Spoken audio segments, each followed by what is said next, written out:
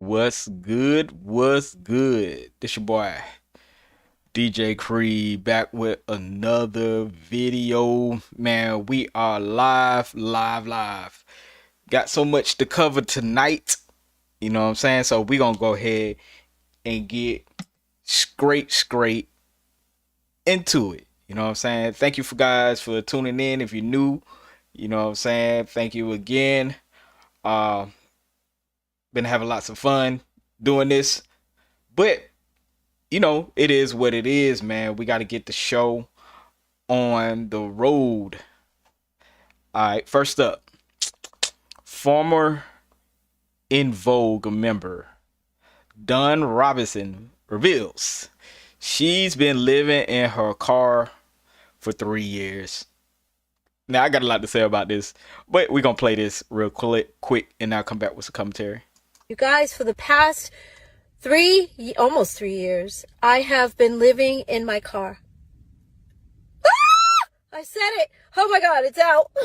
I've been living in my car. Oh my gosh. If you remember, if you guys were with me, in 2020, I did like 105,000 interviews. And in the interim, I was living with my parents in Vegas.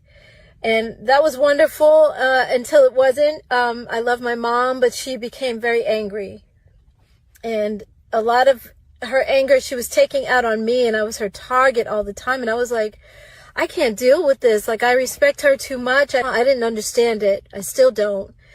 And it hurt me. So I was just trying to figure it out, but I couldn't. You can't read someone else's mind. You can't figure them out.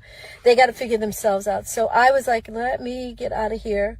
You guys, for the past almost 3 years, I was sleeping in my car for maybe about a month in Vegas. And then the guy that was co-managing me at the time was living in LA. And he said, you need to come back to LA because it's getting ready to be fire in Vegas. You need to come back. I love LA. So I said, okay. And he said that I could stay with him. And so I was like, okay. But you have a dog, I have a dog. And he's like, I don't have a lot of room, but I'll make room for you. And then when I got to his place, he actually didn't have room for me. So it turned into, okay, well, I'm going to put you in a hotel for the night. And that one night turned into 8 months. Oh my God, you guys. I was like, no, this is unacceptable, because every apartment that I looked at, every single time I looked at a place, I would call him and I'm like, okay, can you meet me here? I would tell him ahead of time, of course. Jeez. I was sleeping in my car for maybe about a month. And then he wouldn't meet me there until I would take video and send it to him. And he's like, no, oh my God, this neighborhood, I hate it. I'm like, dude, I'm the one who has to live here. This is my remote for my phone. Oh my goodness. You can push play and pause and all that stuff. So that's why I'm holding this. Anyway. And it's way cheaper than the hotel. I told my assistant one day, I have been researching car life. There's a whole community of people that live in their cars, and a whole community of people that live in their RVs, and a whole community of people that live in vans. Van life, car life, RV life. And I loved what I was seeing. I just thought, wow, these people I could do that. I could do this, I think.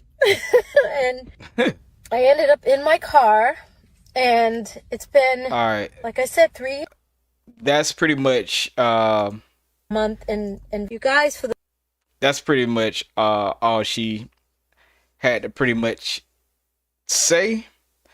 I will say this, at one point in time, if you don't know who she was, at one point in time, she was the main woman singing on for Envogue. Envogue was a 4-woman group, and she was like the lead singer, the main singer. Uber talented.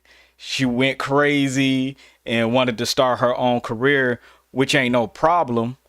But the thing is, with starting your own, career, you leave your group behind. She left a group behind, and she left her solo career to join dude from Tony Raphael Sadiq.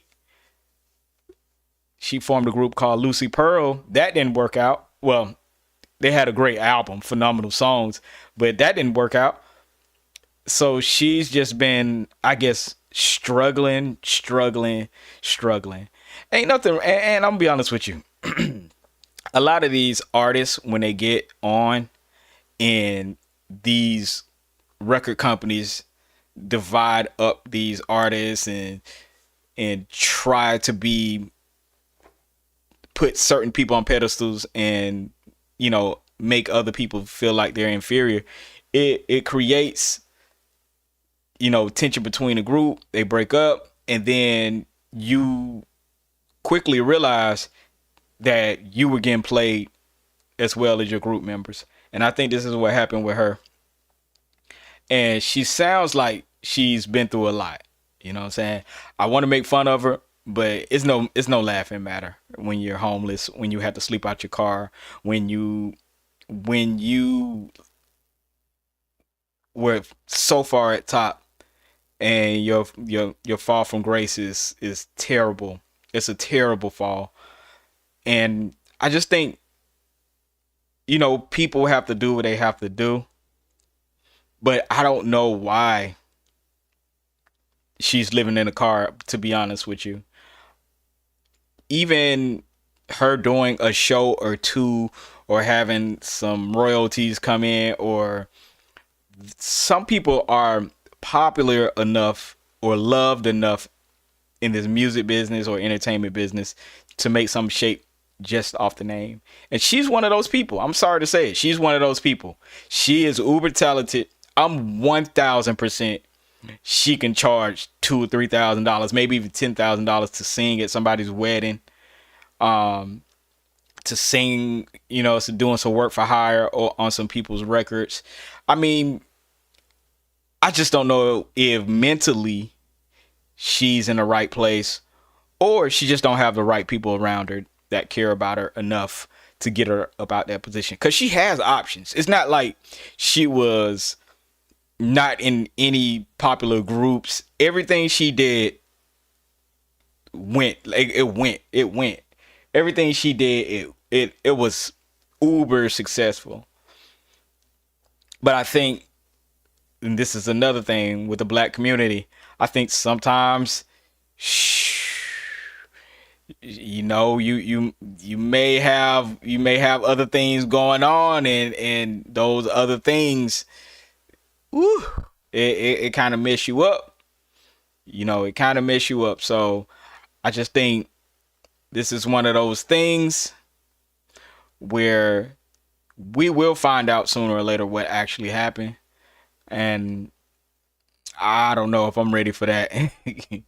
But more power to her, because she's going to have to figure it out. And it sucks having to figure things out, but it is what it is when you have to figure it out, And I think anybody can, have a fall from grace.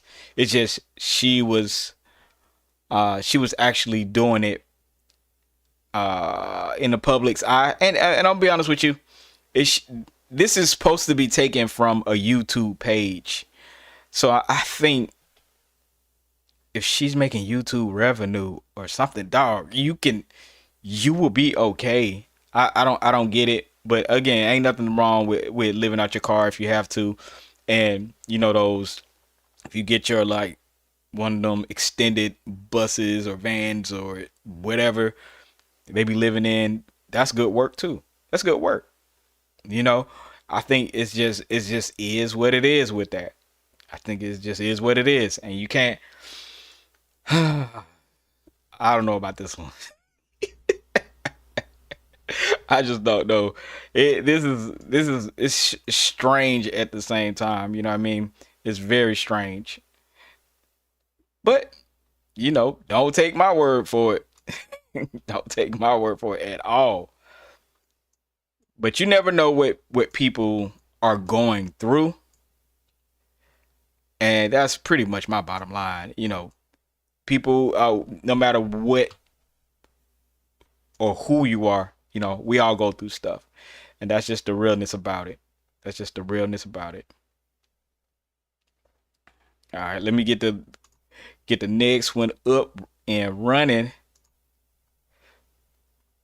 because this is something I think, we all have to be able to accomplish. I really do. I really do. I think, let me see. People like her may need, more help than we realize.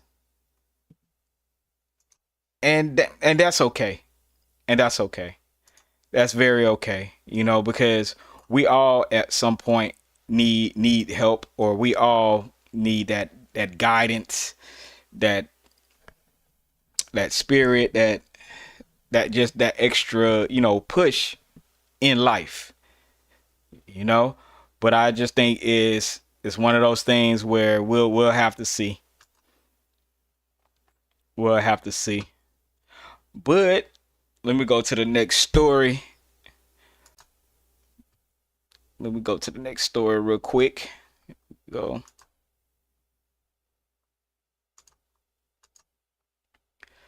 Now this is hilarious, y'all. Rosie O'Donnell moves to Ireland due to the U.S. political climate. Trump's team says, "Good riddance." Y'all know, ever since Trump got back into office, people been wilding. So this is just another case of people being upset that Trump's in office. Y'all check this out though.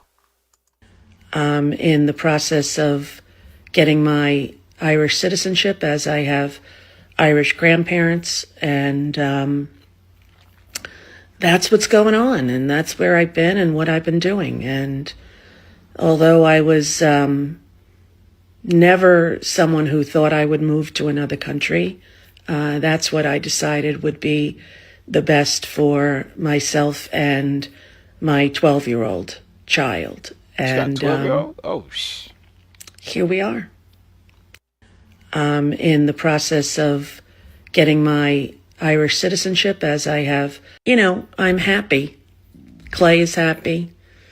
I miss my other kids. I miss right, you love your other my kids? friends. I miss many things about life there at home. And I'm trying to find a home here in this beautiful country. And when, it is safe for all citizens to have equal rights there in America, that's when we will consider coming back. It's been heartbreaking to see what's happening politically. What's up, y'all? And hard for me personally as well. The personal is political, as we all know. I'm happy. To be honest with you, I respect the fact that she actually moved, despite, what I'm saying, how she feels about whatever. But I will say this. I think moving away because you're so upset at the political climate is cowardly. I think we all have a job to do, whether we agree or we don't agree. We all have to find solutions and find ways to get along. You're not going to solve a problem by running away from it. And I think this is the real issue with somebody like Rosie O'Donnell. You're teaching your child, oh, well, everything's not fair. And then you're going to run away. Black people had to stay here for 400 years before we got even a decent shake. And as soon as somebody like Donald Trump, I don't agree with a lot of things that Trump does, but that doesn't mean I'm gonna run from every single issue. You fight, you stand up for what you believe in, and you do what you have to do legislative.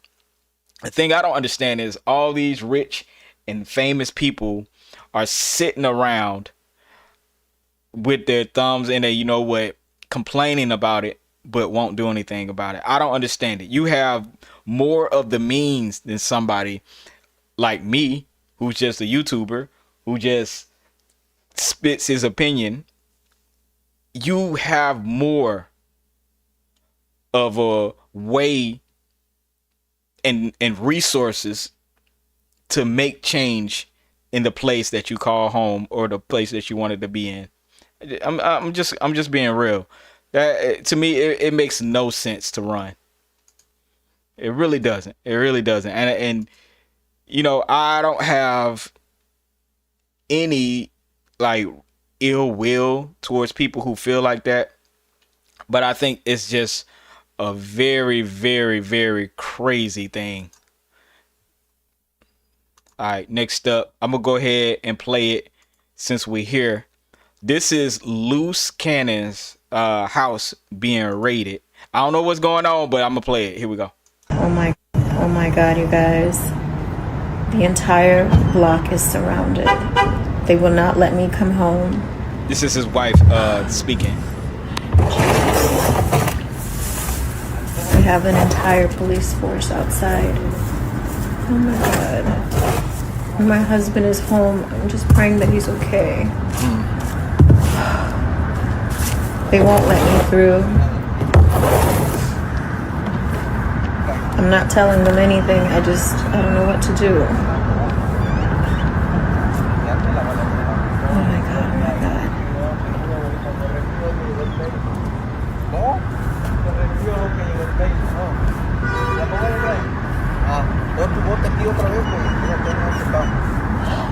Oh my goodness.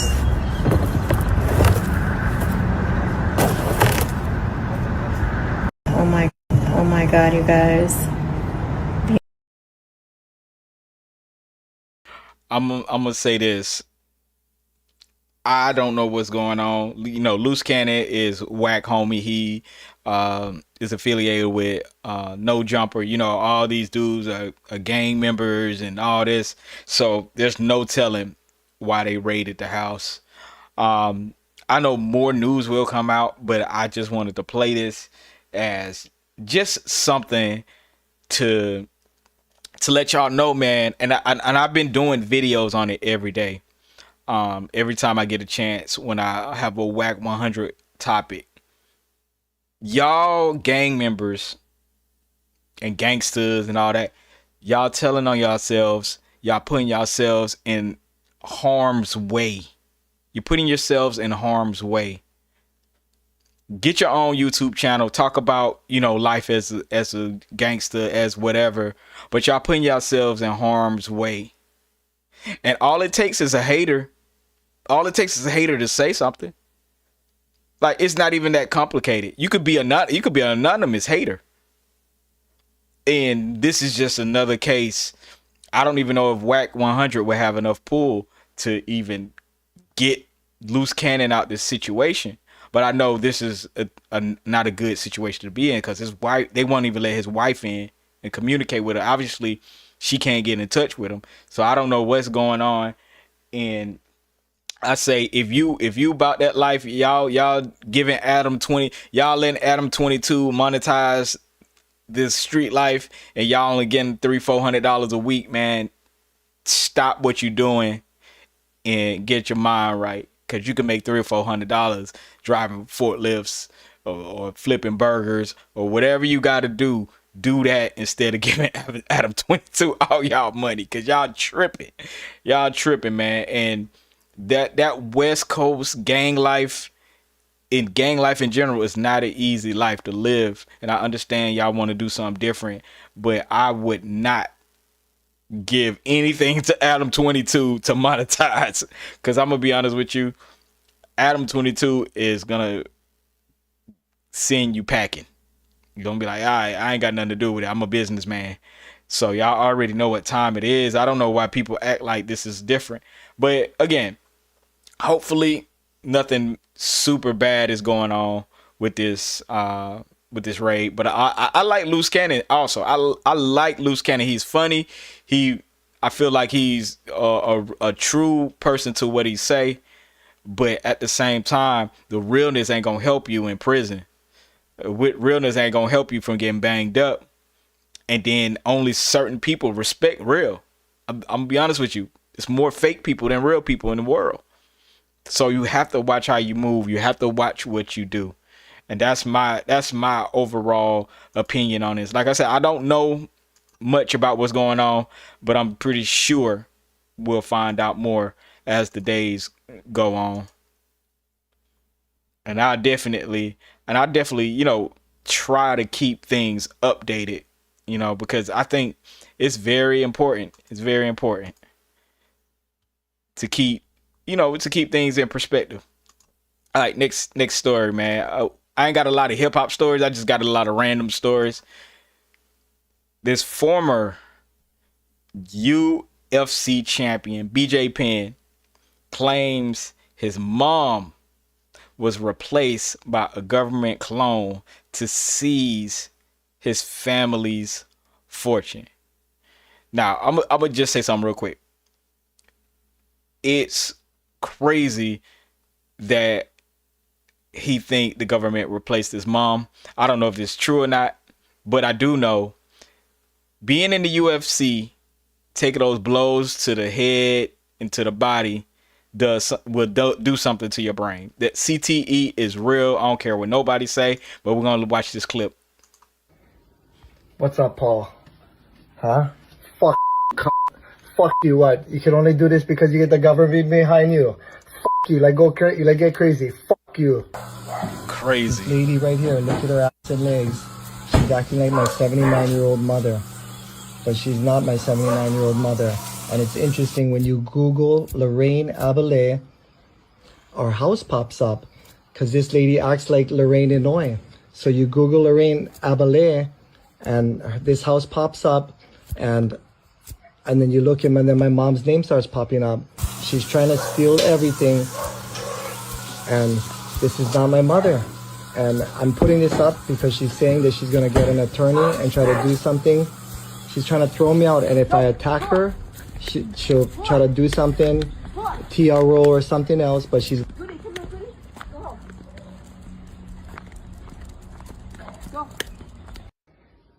What's up, Paul? So there you go. I believe this is a case of CTE. Now, could it be a government conspiracy? Absolutely, 1,000%. But I don't know why the government would replace his mom for his fortune. I'm not too sure how much he's worth, but you're not a billionaire, dog. Not a billionaire. But I do have compassion for people who put their lives on the line in any sport, in any type of job, because the stress on your mind and your brain and your body is something that some people can't handle. And I think this is 110% CTE. I think his brain is so shattered that he don't even know what's going on. And I think all this needs to be studied.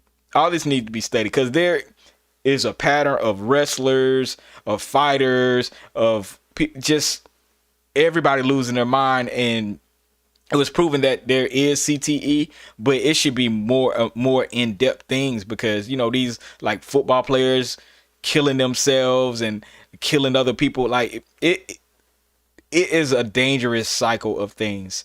I enjoy football and all these sports and stuff, but man, it's sad what it does to the body and to the brain, man. I would say, man, get in them years that y'all doing it, man, get up out of there, man. Get up out of there. Get up out of there. All right. Next up, we got DDG. Man, DDG has been having the worst month ever.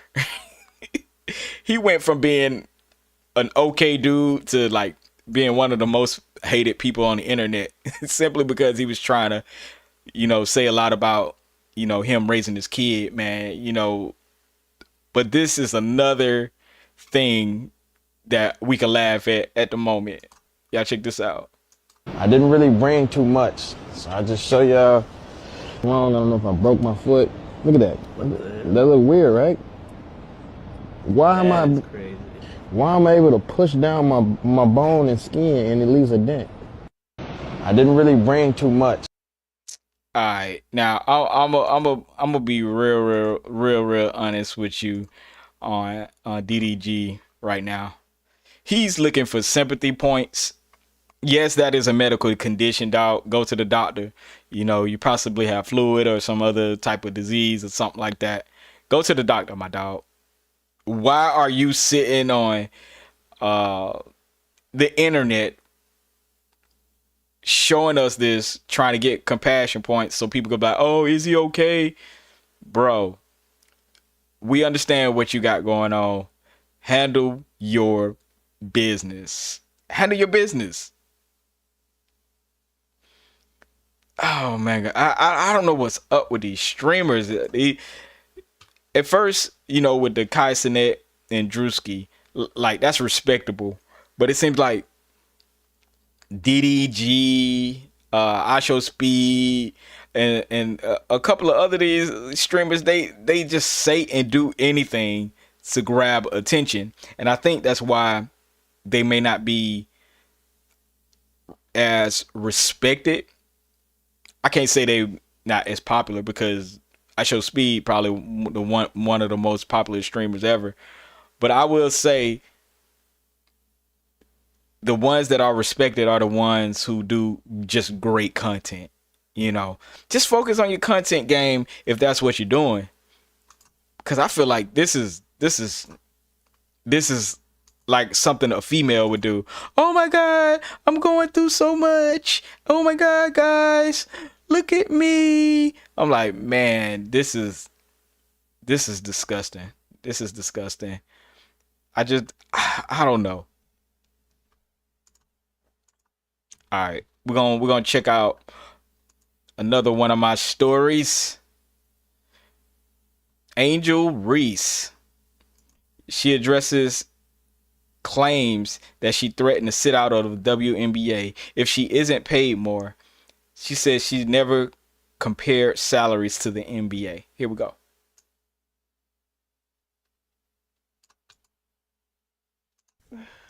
Yeah, the CBA is coming up. I can't wait. Girl, y'all benefited from everything. Y'all youngins benefited from NIL. What does that mean? We deserve more. Of course, Everybody. I agree. Everybody. I agree with that. But we got to get paid the consequences. What? Damn, we got to get it on the Y'all mud gotta like do y'all. something. Y'all gotta do something. But the women coming in, not this year, but next year. Or because the ones coming in this year will still be on the rookie contract again. Mm-hmm. The ones the year after, they going to get more. They probably going to be making more than us. No, they are. I'm hurt. They are. Like, yeah. I've been in the meetings. They are. I need to get in the. I need to get in the field. You need to come to the I meeting. gotta get in the meetings because I'm hearing like, yeah, they don't give us. If y'all don't give us what we want, like, we sitting out. That's a possibility for real. Yeah, we all did it.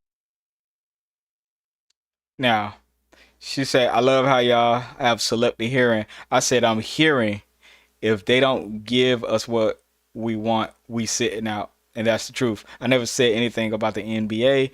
We are prepared to stay at the negotiating table for as long as it takes. Here's the link to my podcast so you can hear the conversation too. I will continue to use my voice to speak for what we want and deserve as a league.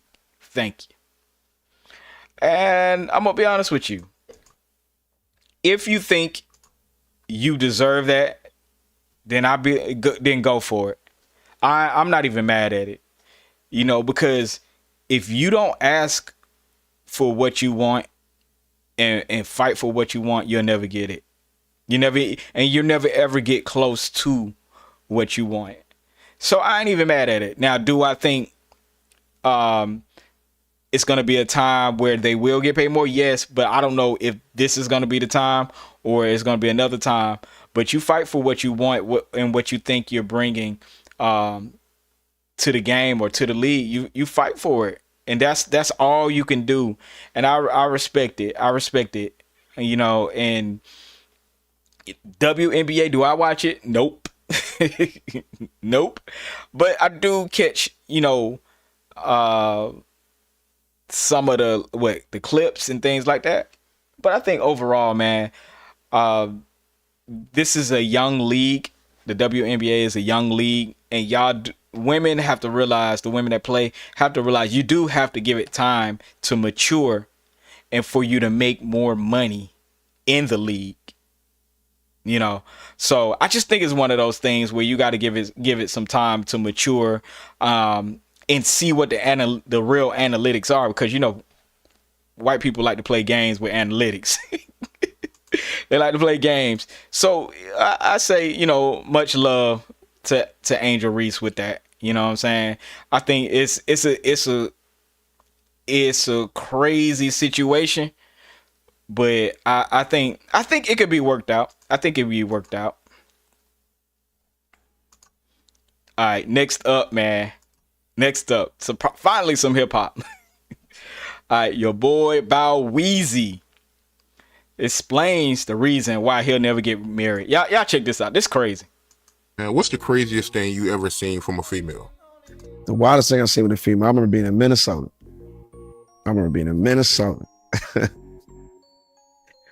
I had a party and I had my suite popping, right? I was hosting some club. So I had the suite at the W Hotel. This is lit, it's popping. We got all the girls, and there's some vibe, the music's going, the liquor's flowing. I mean, we vibing. And there was a married shindig going on next door. It must have been like the all the brides is over there, right? You already know where this last going. night before she gets married. And they over there drunk. All the women over there like, what's going on down there? Like, the suite is lit, Oh Lord. And the girl's like, I'm getting married tomorrow. And then, Yeesh. next thing, the thing that came out of her mouth next was the craziest shit I ever heard. A woman that was about to get married say, she's like, yo, Yeesh. I want a black man. It's my last night. And all I could think about, not me. I did. But, like I said, I was with my peoples, and that's what she wanted. And, you go ask somebody, it's like, wait, what? You said, it's okay to come on. It's okay. Yeah, I can only imagine the trifling things you've seen with women, man. So, I understand why you won't get married, man. Oosh. And it never happened. Ooh. Man, what's the craziest thing you ever seen? And I'm gonna be honest with you. This is a fear that permeates through the male stratosphere. Women who cheat heartlessly on men. And the men that allow that to happen are shaken to the core and would never trust a woman again in their entire life. even if he does end up, falling in love with somebody. Unfortunately, people aren't who they say they are a lot of times. And you just have to do what you got to do. You know what I'm saying? You just got to do what you got to do. You got to try to believe that woman, and that woman got to try to believe you. But I do not blame Bow Wow one little bit, because you giving your heart to a woman is a potential disaster at some point. And then if it's a woman of another race and she was always craving to smash a black dude, and she wait to her wedding day or the night, the night before the wedding, she always gonna have something on you. Ugh, that is terrible to know, but it's the truth. It's the truth. It happens. And it's a sick situation to do people like that, but people are done like that all the time. They're done like that all the time. So I don't know. I don't know, man. It's one of those, you danged if you do and danged if you don't. You know what I'm saying? Cause you never know what type of woman you get, and you can vet that woman. You could try to make sure she don't cheat or none of that stuff, and she will still cheat. Same thing with some men, but it's crazy out here. You'll never know your woman cheated on you, and she will look you in the face every day and tell you she love you. I think it's one of those. Oh man, I swear it is dangerous, straight dangerous out here. Next up, I'm just going through some of these. Kevin Gates reveals embarrassing moment that started his fitness journey. This is hilarious, man. Kevin Gates is a nutcase. Here we go. What's something embarrassing that's happened to you recently? What started my fitness journey, the most embarrassing moment, but I'm thankful that it happened because it's what I needed to project me forward. When I had my shirt off holding that baby and that baby tried to suck my titty, I'll never forget that. And everybody, they was doing that right there. Laughing at me and shit. That's normal. Huh? That's normal. For a baby to suck a man titty? Not to try. To try. It wasn't normal for me. I was titty man. I'm so thankful that that moment happened. That's why you started your journey in fitness? Right fast. You're just holding your baby. And when I use the word right fast, the term, right quick or right fast, it means as expeditiously as possible. Okay. Right fast. Yeah, that was enough of that for you. I'll fuck with Lil Bobby. I ain't being Lil Bobby. We thugging. We're gonna go on a road trip. Alright. This is insane because the thing that made you want to change your life is a baby trying to suck on your nipple. I mean, Kevin Gates, as far as when I saw him, he was always kind of heavy set. Then he got a little slimmer, but he was always, had weight on him. But I think this is hilarious, and it was probably super shocking for him because some women like bigger men, you know what I'm saying, and things like that. But I know it was very insulting. The way he thinks, I know this was very insulting. I'm insulted that a baby want to lick my nipple. Not lick it, but suck it. I'm sorry, suck it. But I'm gonna be honest with you. The baby was only doing what the baby, babies are babies. They see a nipple, hey, it is what it is. You know what I mean? But this is super duper crazy. And I think and I'm surprised that somebody like Kevin Gates actually told that story. But if you're comfortable in your own skin, you're comfortable in your own skin. And I'm not tripping at all over any of that. So I think it's cool. It's cool. I'm going to one more. See if we can pull out one more story out this. Oh yeah. Yeah, just I got one more story, man. Women can't stop being messy. Keke Palmer asked Clarissa Shields, "When are you knocking Remy out?" Y'all check this out. Yeah, just win. Don't worry about people talking about, the look, the endorsements, the sponsorships. I kept it very simple. I said, as long as I win, they're going to keep talking. That's facts. I beat this girl. I beat that girl. I get this title. I tell this girl I'm going to knock her out, and then we fight, and I knock her ass out. Chirp, chirp, chirp, chirp, chirp. So I just told myself, just win. Now, when are you knocking Remy Ma out? Stop.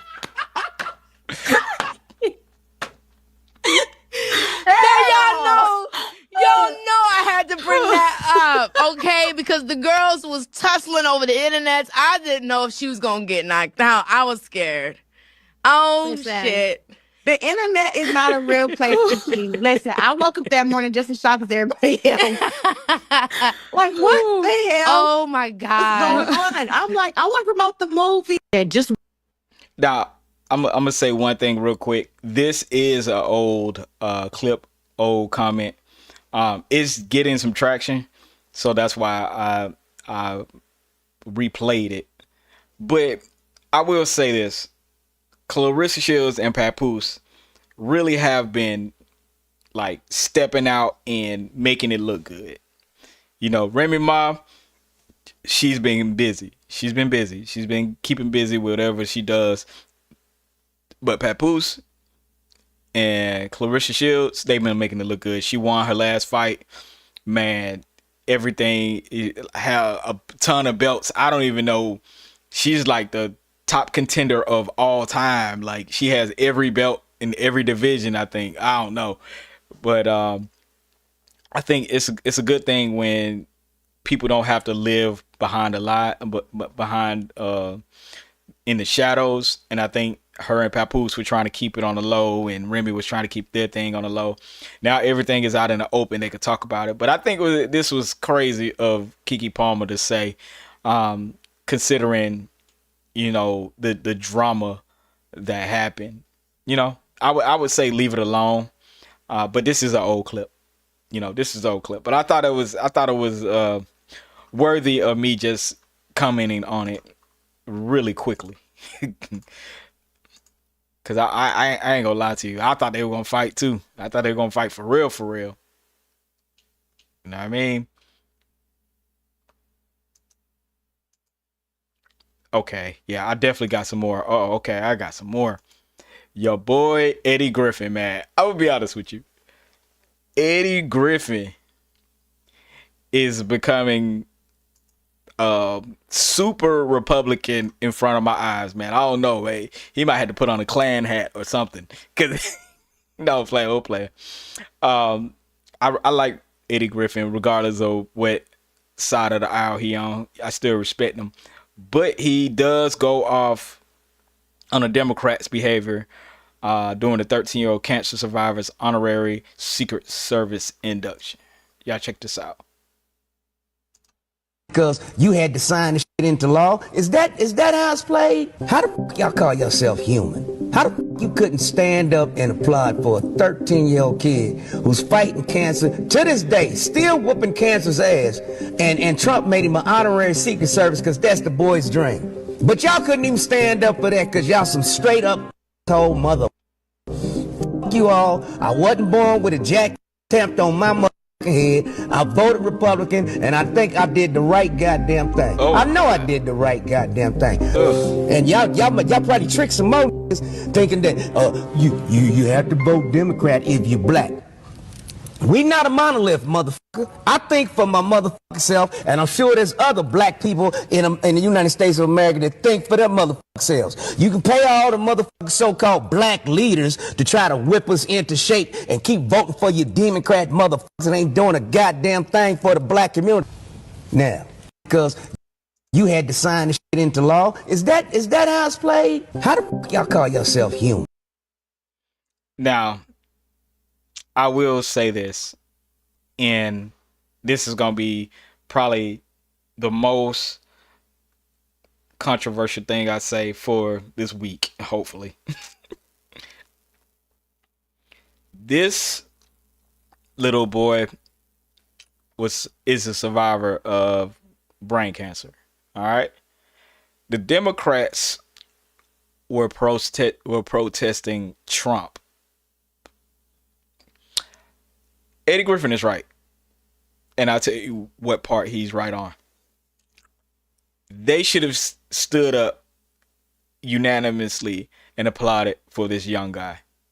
He had, even though his family may align with Republican views and ideology, you show solidarity when it's time to show solidarity. You don't divide children that early on. I think he's like 13 or something like that, because he's going to choose a side, and once he chooses that side, it's going to be tough to get him back on that side. So I think these grown Democrats and grown Republicans have to show some human decency when it comes to this. They should have 110% stood up for this young man for being a hero. And I don't agree with a lot of things that Republicans do or say, but when it comes to human decency, I don't care about none of that stuff. Because some people are indoctrinated into things that you'll be surprised. Some people aren't. But we can't hold that against them. Every moment you can take to teach somebody something, you should want to teach that person. Okay, this lady says, hi. The little black boy was used as a prop. Black people know this. Don't argue with me on this because you won't win. Oh my God. Again, no, this little boy is not used as a prop. Where you grow up and how you grow up is how you grow up. You know, unfortunately, a lot of us are a product of our environment. If you grew up in the hood, the first things you're gonna realize and have knowledge of is hood stuff. It is what it is. But again, when they get out into the real world, it's up to us to teach. Stop saying these kids are used as props. They're not used as props. They're a product, just like you learned. You're a product of your environment. You were a product of your environment. You had to learn as you go. Allow these little kids to grow up. The best way to fight against stuff like this is being honest, being warm, being truthful. And this is why little kids like this and young teenagers like this become Republicans, become, hateful towards their own race, become skeptical about new information. It's because they, from an early age, saw how grown people reacted to them as a child. Y'all got to remember, we remember more bad stuff in our life than we remember good stuff. Let me give you an example. Think of the best day of your life. It's going to be hard to remember. You'll remember it, but it's harder to remember it. Now, think about 5 times you had the worst day of your life. Them things are going to come back. They're going to come out. It just is. That's how the human brain is programmed. We remember things for learning purposes. We remember the bad things in life so we can learn from that. And I think this is a bad example and precedent to a future where not only black kids are growing up as Democrats, a lot of black kids are growing up as Republicans, and we have to have knowledge of that. And you can't shut somebody out because they're a Republican, especially if it's a young child or a kid or a young adult. You're not going to agree with everybody. You're not going to get along with everybody. And you have to understand that. But you should be willing and wanting to teach if you want people to hear you out. And you can't shut people down. But then expect them to understand you. I'm just being real 100%, man. I hate to see that, man. This is a young black man, young black kid who is going to grow into a black man. We have to be respectful. We have to be respectful of that. All right, next up, man, Bun B reveals UGK still owes Jive Records $2 million. Never received a royalty check from the label and credits the Free Yayo movement for inspiring the Free Pimp C t-shirts back in the early 2000s. Y'all check this out. So it's like 2 or 3 songs. Oh yeah, and shout out to Corey Mo with his podcast. on the first album that were just completely reproduced, and we didn't even know until they sent us the hard copy of the album right before the album dropped. Yeah. But there's a lot of different things as we go through the UGK story. I mean, you know, watching the Riding Dirty, you know, commercial on Rap City, seeing it for the first time as it aired on TV. Damn. Like, never even knew they went and shot some commercial somewhere, and of course it got charged to my account. Right, something that I wasn't even in and wasn't even knowledgeable about. But that's crazy. We can, That's cold. You know, we can tell those kind of stories all day. So look, okay, so in '95, you ended up moving to Atlanta. Yes. Why did you move to Atlanta? What was that about? We had a bitch ass manager at the time by the name of Byron Hill. And he was living here at the time, and I just wanted a different. I wanted a different experience. I just got like my first little check, and it wasn't like a back end check; it was an advance check. So the UGK never got a royalty check from Jive Breakers. We're still technically $2 million in the red. Oh my God! Over there. But that gets into contractual accounting and that kind of thing, and recoupment, which none of it was in our favor. That's a whole other story. We needed people to express how they felt, you know, because I knew I wasn't the only person that was missing Pimp C, you know, so I wanted us all to kind of be gathered in that. And there was a precursor to this. This was right after I just watched like 50 and them do the Free Yayo movement.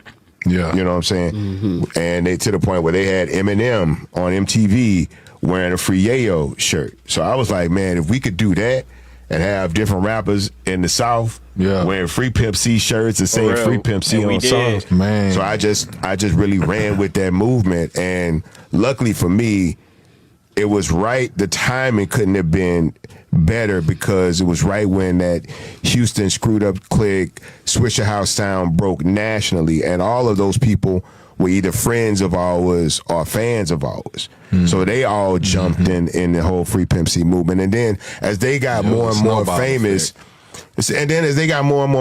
they would give me their platforms. Like Paul brought me on Jimmy Kimmel, and Slim brought me on the Tyra Banks show, and I got to wear Free Pimp C and say Free Pimp C and all of these songs. So it was just a perpetuation of this momentum of everybody wanting to free Pimp C, so that when he came back home, all we had to do was get right back to the music. And you know, he was trying to go to the studio the day he got out, and I was like, no, man, go home, relax, eat some food, get some sleep, see your kids. And what happened? We went the next day. And did get those. No, what was that? No, the verse we already had his verse for Get Though, if I'm not tripping. I think one of the first songs we did was Here We Go Again. Oh, okay, yeah. Which is crazy because it didn't come out until the next album. That's a trip. But we were so adamant about doing that because Ronald Isley was dealing with tax issues at the time. And this was like, we had $1 million budget for this album. And Ronald Isley is such a huge part of UGK's, you know, musical legacy. I mean, our first record is Summer Breeze. One of our most prominent records is One Day. You know what I'm saying? So you can look through UGK's legacy and see Ronald Isley Brothers all throughout it. So, and they had given us so much, and it was like, yo, we want to hook, or we gonna overpay him. Yeah. You know what I'm saying? We don't care what we're going to overpay him because it ain't our money no way. We still in the red. I ain't getting no money back no way. So let's bleed this budget. Let's bleed this budget. We was flying out to L.A. once every 2 weeks, and you know, Pimp was in the studio, and me and Queen would fly out and hang out for a couple of days, and you know, it was a good time. We actually felt like a rap group. We actually felt like rappers. Yeah. Because that was the first time we actually were afforded everything that most people get as soon as they come in the game. Like, we had to fight, you know, through so much shit, you know, go to to hell and back, literally with Pimp, you know what I'm saying? And finally they was like, we apologize. Like, we didn't understand. Y'all been trying to tell us all of this. And as soon as Chad got locked up and y'all couldn't make the music, here come everybody else out of Houston making all the shit that y'all been saying was what people would want to hear. But I have no regrets because we made history. And so it's like 2 or 3 songs on the first album that were just completely reproduced, and we didn't even. All right, man, that was a lot. I should have stopped it in between, but UGK is a legendary group. UGK is a legendary group. RIP Pimp C. Bun B is still out here, you know what I'm saying, doing his thing. And it just goes to show y'all that being signed ain't the end of the world, but it ain't the best feeling sometimes. And I think UGK absolutely laid a foundation for a lot of just the same way 3-6 laid a foundation. UGK definitely laid a foundation for what people are doing even to this day.